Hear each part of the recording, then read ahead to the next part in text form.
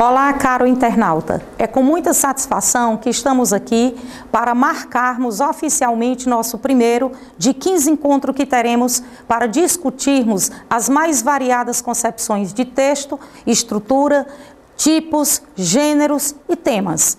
Em primeiro lugar, nesse nosso encontro, eu gostaria de marcar na nossa fala, na nossa discussão, que estamos no projeto Estude para o Enem, uma parceria com o Agora Eu Passo, e gostaria que vocês ficassem muito atentos para a aula de hoje. Iremos comentar as variadas concepções de texto que o universo conspirou, imaginou e até definiu nesses últimos séculos o que vem a ser um texto. A princípio, eu gostaria que vocês soubessem que não foi uma das definições mais fáceis de ser encontrada. Em primeiro lugar, a verdade que as pessoas entendiam como texto era que fosse um aglomerado de palavras e que texto necessariamente fosse alguma coisa produzida através da escrita. Mas nós sabemos, através da história, que a fala ela é anterior à questão da produção textual. O texto escrito, ele vem depois do texto oral. E eu gostaria que vocês entendessem que uma das primeiras concepções que nós vamos ter sobre texto, modernamente falando, já é uma concepção da segunda metade do século XX para o século atual, é com um pernambucano, para nosso orgulho, esse nordestino, que muito enche de conhecimentos brasileiros e outras pessoas de nacionalidades mundo afora, o Antônio Marcuschi. Então, hoje ele é considerado um dos linguistas mais respeitados do Brasil. E nós vamos começar esse nosso primeiro encontro marcando o conceito, a concepção do que vem a ser um texto, através da teoria marcusquiana. Então, vamos lá. Em primeiro lugar, é necessário que vocês saibam que ele, esse pernambucano, ele diz o seguinte: conceito de texto. O que é um texto? Todo texto, segundo o linguista Antônio Marcuschi, é uma unidade de linguagem em uso, com uma função identificável num determinado jogo de atuação sociocomunicativa. Vamos, em primeiro lugar, entender o que é isso. Ele quer dizer, em palavras assim reservadas, em palavras mais definidas, que texto é qualquer coisa que tenha sentido completo, que tenha uma sequência. Muitas vezes não interessa o tamanho dele. O que importa é que aquilo que você transmite para alguém seja possível ser decodificado, entendida a sua mensagem, sem necessariamente você estar presente. Então o texto é uma unidade, é um todo, é um inteiro, é uma agregação de enunciados que um vai dando sequência e completando o outro, e a gente imagina que dentro dessa formatação o texto seja uma progressão. Nunca você imagine que um bom texto, por exemplo, tenha as ideias repetidas, o que a gente chama aqui no Ceará de ideias circulares, ou seja, são ideias que estão em torno das mesmas concepções. Diferente dessa concepção, é muito interessante que você perceba, o texto é uma progressão. As ideias vão sendo completadas, continuadas, muitas vezes por meio de conectores, como nós vamos estudar em uma das nossas próximas aulas, o uso do conector, o uso da coesão, para que servem esses elementos. E vamos ver o que Marcuschi nos diz através da continuação do conceito de texto. O texto atua dependendo das intenções do produtor. Meus queridos internautas, texto é exatamente isso. Texto é uma intenção. E é necessário que você compreenda o que vem a ser intenção. Intenção é tudo aquilo que nós nos propomos a dizer para o outro. Por exemplo, se eu quero produzir um texto para levar alguém a chorar, é possível que eu consiga, através de palavras. Se eu estou numa condição de oralidade, é possível que eu consiga, através da entonação, dos vocábulos que eu seleciono para fazer essa mensagem. Se eu quero fazer alguém se apaixonar, se eu quero fazer alguém rir, alguém ter raiva do que eu digo, ou até mesmo de mim, como alguns articulistas, grandes jornalistas de emissoras de TV, de rádio e de jornais impressos conseguem, é exatamente isso que vocês estão ouvindo. Texto é uma intenção. Então é mais ou menos isso. Quando eu me proponho a escrever um texto, quando eu me sento, ali no papel são jogadas informações, concepções, palavras, e eu seleciono os vocábulos todos afins, parecidos uns termos com os outros, para cumprir, para honrar essa intenção.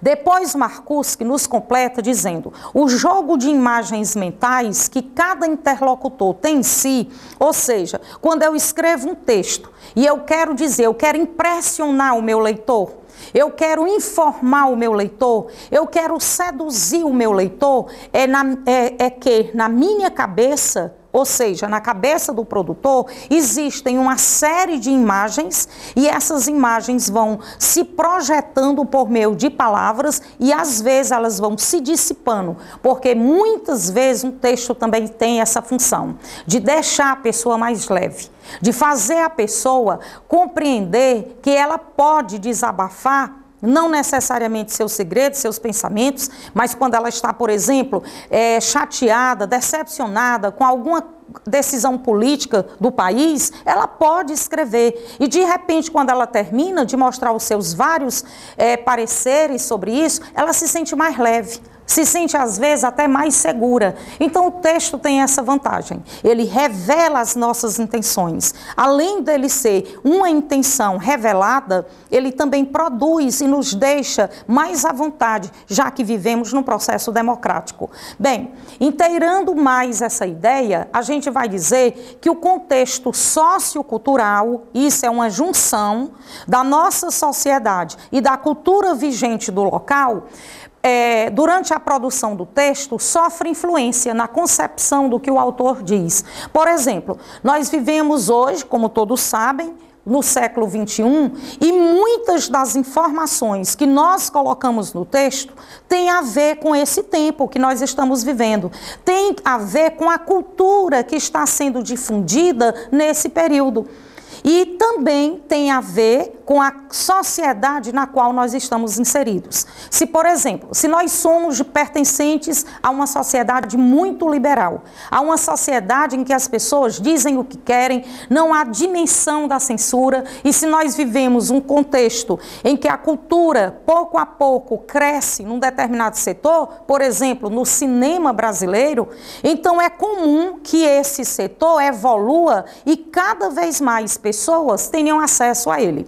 Então, o texto, ele traduz muito de como o produtor do texto viveu, como era o contexto histórico em que ele estava inserido, como era a sociedade a que ele pertencia. Por exemplo, se vocês tiverem digamos assim, a oportunidade singular, maravilhosa, de ler uma página, um parágrafo de um dos trechos do diário da Anne Frank, vocês vão perceber que há toda uma concepção do período em que ela estava vivendo, que era um período de Segunda Guerra, era um período de medo, era um período de fugas, de que as pessoas tinham as mais diferentes concepções e comportamentos acerca de tudo o que passava na época. É importante também ressaltar que dentro dessa concepção de texto nós podemos verificar um outro fator, a sociedade, que era uma sociedade muito violenta, e também a concepção que ela tinha a respeito de todos esses problemas que eram típicos da época, da sociedade em que ela vivia. Continuemos, vamos perceber que o texto por si só delimita os conhecimentos partilhados pelos interlocutores, as regras sociais de interação comunicativa, estas que determinam a variação de registros, a seleção vocabular, o tom de discurso, por exemplo. Isso só completa o que nós já dissemos, que é muito importante que você saiba que um texto, quando nós escrevemos partindo do princípio de por que estamos escrevendo esse texto. Para quem estamos escrevendo? Para um jovem, para alguém da nossa idade, para alguém mais velho, para uma pessoa mais experiente, para uma pessoa que tem um conhecimento de mundo mais holístico, mais variado? Então são questões que devem ser bem postas na cabeça do leitor para que haja essa interação entre ambas as partes, entre os interlocutores, entre quem produz e entre quem lê. É muito importante salientar isso. Bem, depois desse momento, nós vamos verificar que um exemplo de texto muito bom ocorre na situação de um vestibular. Você que faz parte desse projeto, do Estude para o Enem, certamente já vivenciou essa concepção. Quando você está numa situação presencial, ou seja, face a face com alguém, observe que essa pessoa, ela te olha, essa pessoa escuta e essa pessoa simplesmente pode parar e perguntar: não entendi, será se você pode me explicar de novo? Isso é numa situação presencial. Aí você tem todo o direito, todo o espaço de refazer o seu discurso e dizer para ela os esclarecimentos que se fizeram necessários para que ela entendesse o texto. É diferente de uma situação do vestibular. Por exemplo, você está num momento de tensão, num momento de ansiedade, num grau muito mais elevado, e de repente você começa a produzir seu texto. E você tem de ter essa consciência de que aquela produção escrita, o corretor não vai estar com você. Como ele não vai estar com você, é muito importante que você perceba que você deve escrever frases curtas, enxugar, ou seja, resumir o máximo possível, mas dizendo tudo em poucas palavras. Por quê? Porque você não pode causar dúvidas ao leitor. Lembre-se, numa situação como essa, na situação 1, que você vê que o leitor está numa situação presencial, face a face, caso quem fale diga alguma coisa e quem ouça não entenda, há como refazer o mal-entendido. Você percebe que aqui é uma situação de texto oral. O interlocutor está presente. Se você encontra alguém, por exemplo, na praça de alimentação de um shopping, na entrada de um cinema, é um amigo que você não vê há muito tempo, você pode fazer as perguntas e interagir com ele.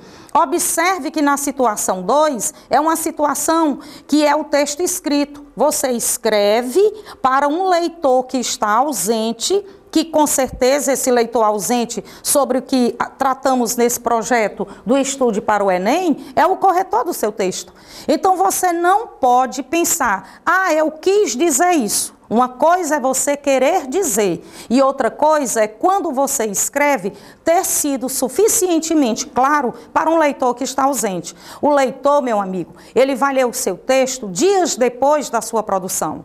Ninguém sabe o contexto em que ele vai estar lendo, quantas redações ele já corrigiu antes da sua. Então você tem de ter esse cuidado, fazer um texto bem claro, com a linguagem simples, com as ideias completas, não leve dúvida para o leitor. A produção escrita, ela é diferente de uma produção oral. Por causa disso, nós, quando fazemos textos, temos que ter consciência de que pelo menos 5 tipos de comunicação a gente faz uso para expressar o nosso pensamento por meio de textos. Bem, numa situação mais adiantada, a gente vai ver que um texto tem vários formatos. Nem todo mundo pode pensar que um texto é de um jeito só em todos os idiomas, em todas as circunstâncias. Não. Pelo menos nós temos conhecimento de que o texto possui uma coisa que nós chamamos de sequência textual. A sequência, pessoal, é aquilo que se repete, é a forma, é o modo. Antes, até uma década passada, isso era chamada tipologia textual. Ou seja, quais eram os tipos de texto? Então, nós tínhamos o texto narrativo, o texto descritivo, o texto dialogal, o texto argumentativo e nós tínhamos também um texto a que nós chamávamos simplesmente de texto injuntivo. Hoje ainda nós temos esse texto. E é interessante que você perceba que essas tipologias hoje recebem um nome, é uma caracterização mais atualizada de sequência textual. Então, o que vem a ser sequência textual? São as variadas formas de comunicação que nós utilizamos em contextos também variados para manifestarmos o nosso pensamento, para processarmos ideias e fazermos essas ideias chegarem até um leitor.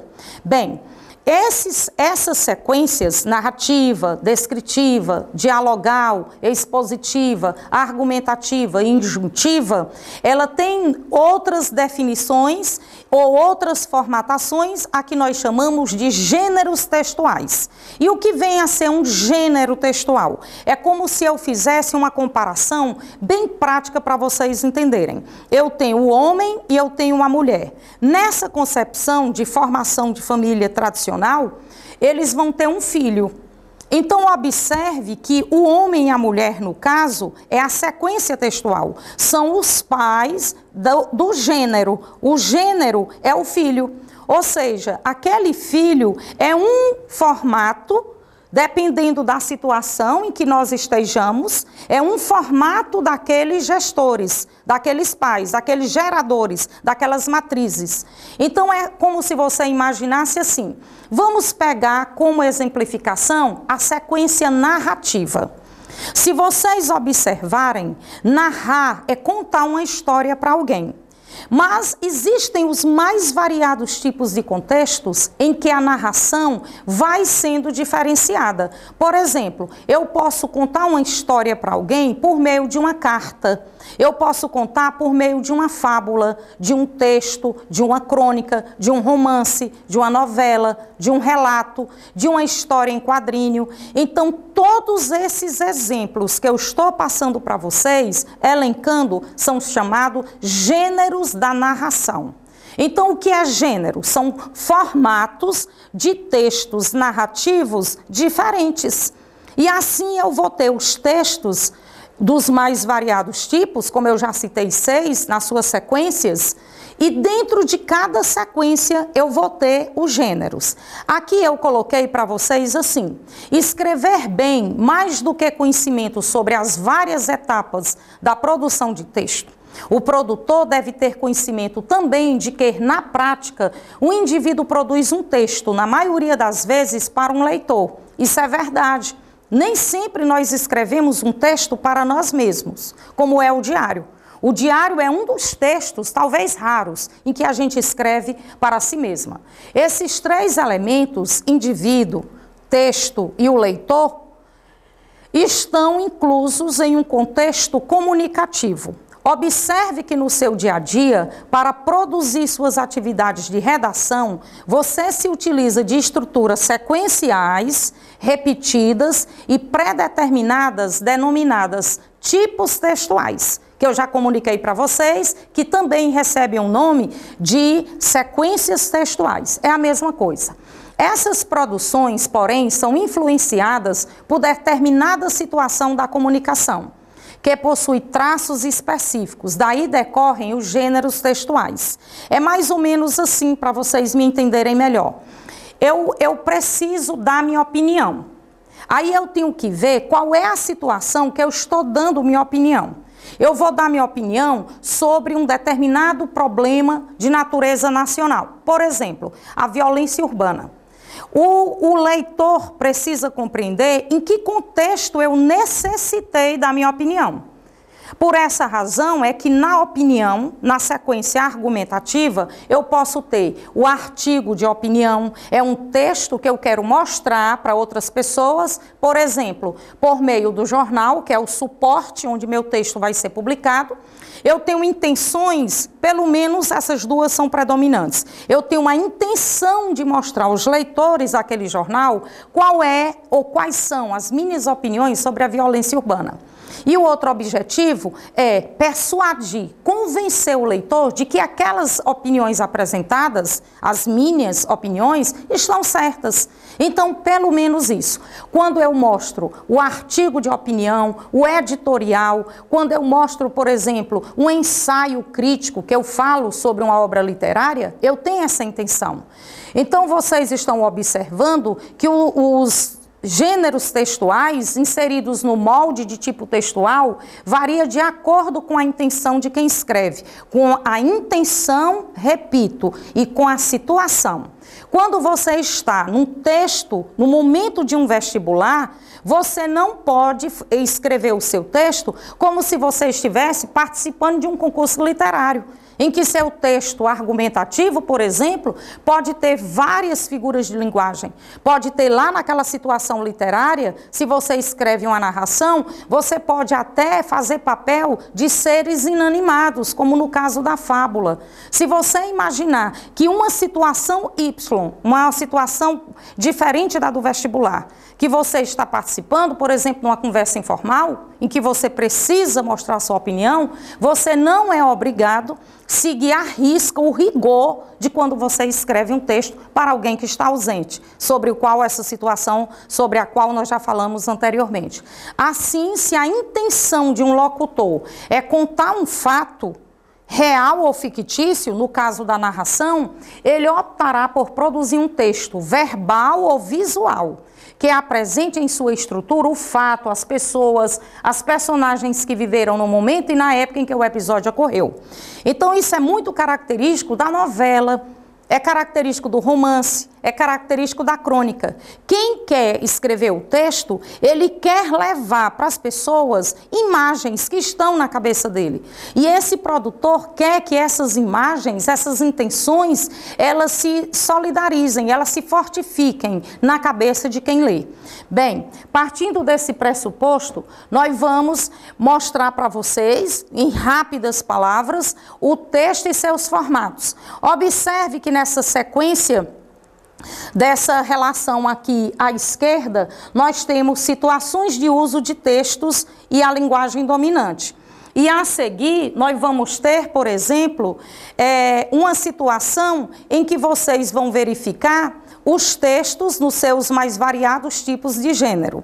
Então, aqui, esse quadro, ele vai servir de suporte para que vocês percebam que eu tenho os gêneros textuais como uma ramificação das sequências. As sequências são 6, repetindo, a narração, o diálogo, o texto dialogal, a exposição, que é um texto que eu me limito a dar opiniões apenas. Eu vou ter, por exemplo, o texto argumentativo e o texto descritivo.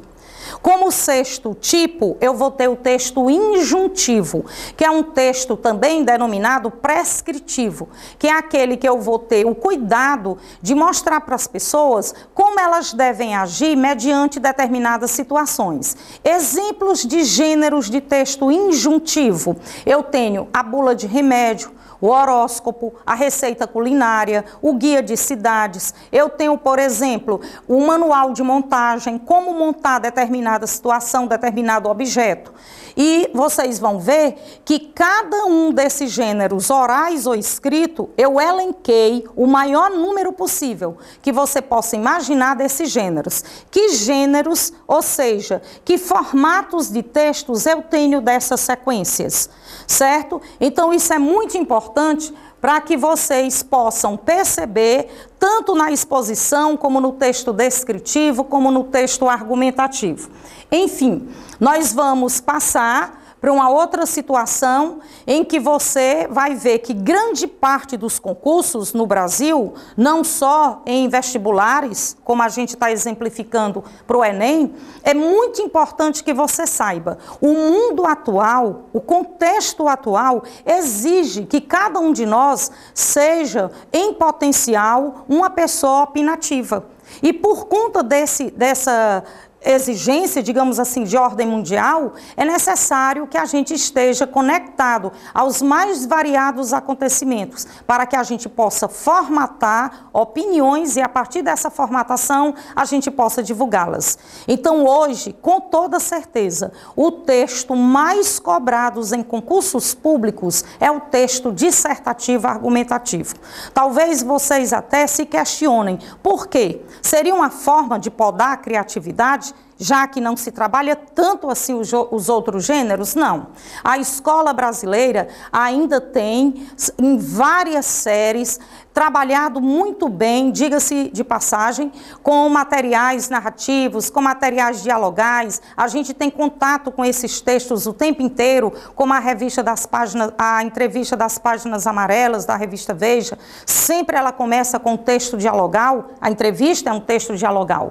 E é importante que você saiba que o texto mais cobrado em todos os vestibulares é o dissertativo argumentativo.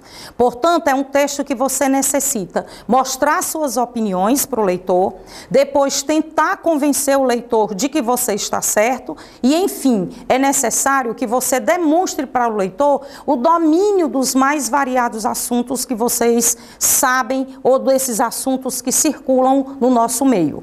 Bem, é interessante ressaltar que nós vamos ver algumas questões sobre esses assuntos que nós comentamos até aqui. Vejamos nesses exercícios aqui de fixação uma questão interessante, muito parecidíssima com o que cairia no Enem. Sobre a linguagem verbal, é correto afirmar que... Vamos fazer uma recapitulação. Linguagem verbal é aquela que tem como instrumento de comunicação a palavra. A linguagem verbal é aquela que pode ser oral ou que pode ser escrita. O importante é que você saiba, é verbal porque eu utilizo palavras no processo da comunicação. Vamos então, letra A. Projeta-se meramente nos gestos durante o processo da comunicação. Essa opção está falsa. Porque quem se projeta nos gestos, quando a gente fala, é a linguagem gestual, que a gente tem como símbolo no Brasil a linguagem da Libras, a linguagem brasileira de surdos. Letra B. Tem comunidade básica a palavra oral e escrita. É essa a opção correta. Nós vamos marcar a letra B, porque como mesmo a opção está dizendo, a unidade básica da linguagem verbal, tanto faz ser oral como escrita, é a palavra. É ela que faz a comunicação ser concretizada. A letra C está falha, está equivocada porque ele diz, articula-se basicamente pelos desenhos de qualquer natureza. Não. Nós sabemos que a palavra é um desenho, mas aquele término que ele diz de qualquer natureza torna essa questão falsa. Por quê? Porque não é qualquer desenho que é palavra. Tá? A gente tem os desenhos, digamos assim, os gráficos, as mais variadas formas de comunicação em desenhos que não são palavras. Então, essa questão se formata como uma questão falsa. Por fim, nós vamos ver, também é caracterizada pelas imagens em geral. Tem muito a ver com a opção C. Não é verdadeira porque, em geral, não tem a ver com imagens. Ela é a única utilizada nos textos digitais. Ela é falsa. Os textos digitais têm imagens também. Então, a opção aqui deve ser marcada é a letra B. Vamos resolver essa outra questão. São exemplos de linguagem não verbal. Linguagem não verbal é aquela linguagem que eu me comunico com as pessoas sem usar palavras. Eu utilizo outros métodos, menos a palavra. Por exemplo, quando ele diz a sonoridade da música, é verdade, é uma linguagem não verbal. A dança, que é uma expressão do corpo coreografada, também é uma linguagem não verbal. A mímica, que eu dei o exemplo nesse momento da mímica através da Libras. A pintura, quantas coisas nós compreendemos de passado por meio da pintura, que é um tipo de linguagem, é um tipo de comunicação que não usa palavras. A fotografia, quando você vê uma imagem de certas pessoas em determinadas épocas, essa imagem faz muita comunicação a respeito de um determinado contexto. E, enfim, a escultura. Então, está correta a letra A. Por quê? Porque vocês estão vendo que todos os exemplos citados não possuem palavras.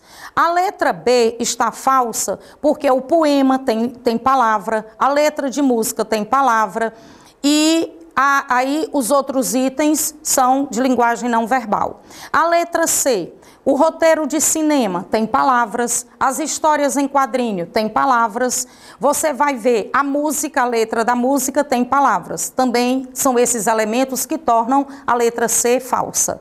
A letra D, o romance tem palavras, a novela tem palavras, o relato e a biografia.